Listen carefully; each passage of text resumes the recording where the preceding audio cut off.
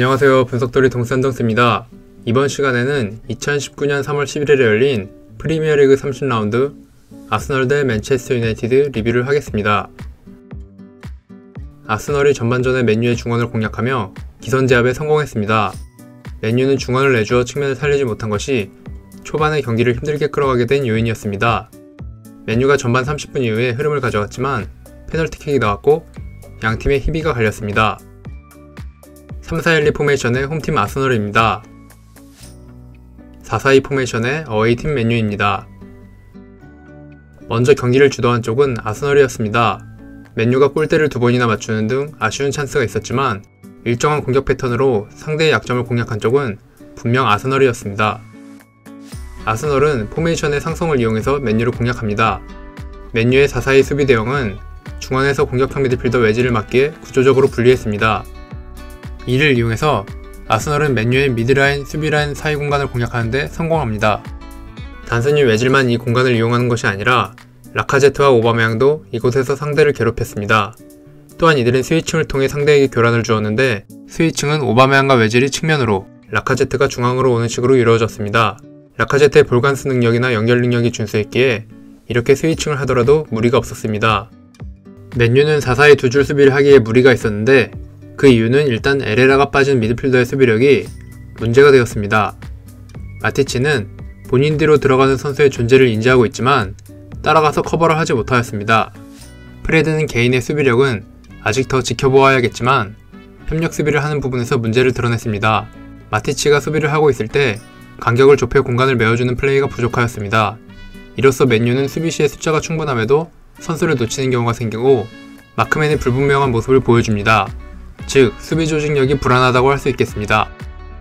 아스널은 맨유의 수비 앞공간을 외질과 라카제트, 오바메양을 앞세워서 공략했습니다. 맨유가 공격을 하다 끊기면 외질에게 바로 찬스가 생기고 마티치가 이를 커버하지 못하는 장면입니다. 아스널은 빠른 패스의 무브로 맨유 수비를 공략했으며 정확한 타이밍에 오버래핑에 들어온 나일스의 플레이도 좋았습니다. 외질의 좋은 패스와 라카제트의 포스트 플레이가 이어지고 빗나갔지만 마무리 슈팅까지 성공했습니다. 램지가 마티치를 끌고 들어갔을 때 순간적으로 중원이 비는 것을 볼 수 있습니다.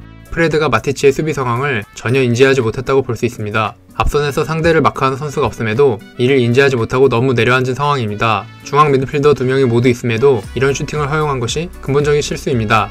아스널은 자카의 좋은 슈팅으로 득점에 성공했고 상대의 약점을 제대로 공략했기에 얻을 수 있었던 득점이었습니다.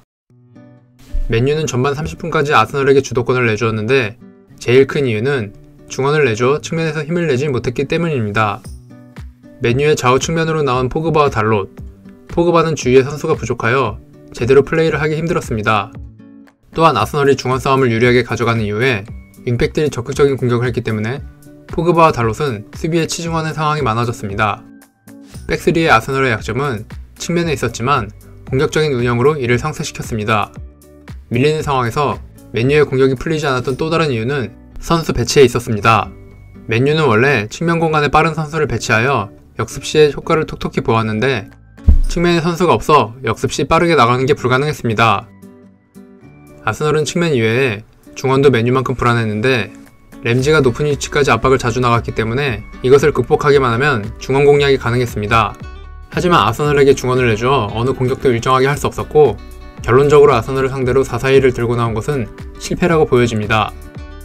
맨유가 경기 초반 측면을 공략하여 골대까지 맞추는 장면입니다.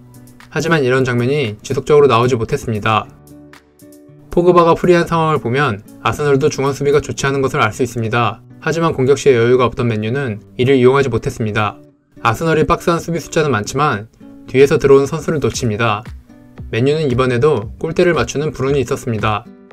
전반 30분 이후 맨유는 왼쪽 측면의 숫자 싸움을 늘려 공격권을 가져오기 시작합니다. 래시포드가 측면에 내려와 관여하기 시작합니다. 덩달아 루크쇼도 공격에 가세했으며 이 둘이 가세하자 포그바도 살아나게 되었습니다. 맨유가 아스널로부터 주도권을 찾아온 것은 이 왼쪽 측면에서부터 시작되었습니다. 래시포드 포그바 쇼에 삼각편대가 살아나기 시작하면서 맨유가 주도권을 찾아옵니다. 측면 공격에 래시포드를 가담시킨 전략은 성공적이었습니다. 잘 될 때의 측면 전개 과정을 보여주는 장면입니다. 연계가 잘 되자 포그바의 시야도 넓어졌습니다. 전환 패스로 반대 측면 공격까지 이루어지는 공격 장면이었습니다. 후반전에도 주도권은 맨유가 가져가게 되었습니다. 맨유가 전반전 막판 왼쪽 측면 공격을 살렸다면 후반전에는 달롯을 측면 높게 배치시켜 역습을 해내기 시작합니다. 측면 넓은 공간에 미리 자리하고 있어 전개가 빨라졌습니다.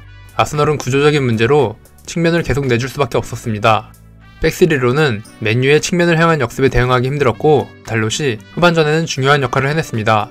좋은 흐름 속에서 나온 결정적인 득점 찬스를 레노가 막아냅니다. 램지가 높은 위치까지 압박을 가하는 장면이고 경기력이 올라온 맨유가 연계를 통해 이를 공략합니다. 다시 중원이 열리고 포그바는 그대로 침투해서 수비를 끌고 들어가야 했습니다. 수비를 끌고 들어가지 못해 쇼에게 오픈 시 다소 아쉬운 장면이 만들어졌습니다. 후반전 맨유의 변화에 아스널은 제대로 대처하지 못하고 주도권을 내주었습니다. 주도권을 내준 덕분에 아스널의 공격은 중원을 거치기보다는 롱볼인 경우가 많았고 그나마 라카제트가 고군분투하며 볼을 지켜내어 공격을 이끌었습니다. 라카제트를 제외한 나머지 공격진들을 더 일찍 교체하고 포메이션 보완으로 측면 수비를 어느 정도 개선했어야 하지 않았나 싶습니다. 후반전 아스널의 공격은 라카제트가 이끄는 것이 대부분이었습니다. 라카제트가 볼을 지켜내며 공격권을 지켜냅니다. 라카제트가 중요한 타이밍에 페널티킥을 얻어냅니다. 경기를 힘들게 이끌어가던 아스널에게 매우 중요한 득점 기회였습니다. 반면 맨유 입장에서는 정말 뼈아픈 타이밍에 나온 실책이었고 오바메양의 득점에 성공하며 아스널이 2대0으로 리드합니다. 아스널은 전반 30분 이후부터 어려운 경기를 하였지만 경기 초반 상대의 약점을 공략하여 결과물까지 만들어냈기에 충분히 승리할 자격이 있다고 보여집니다.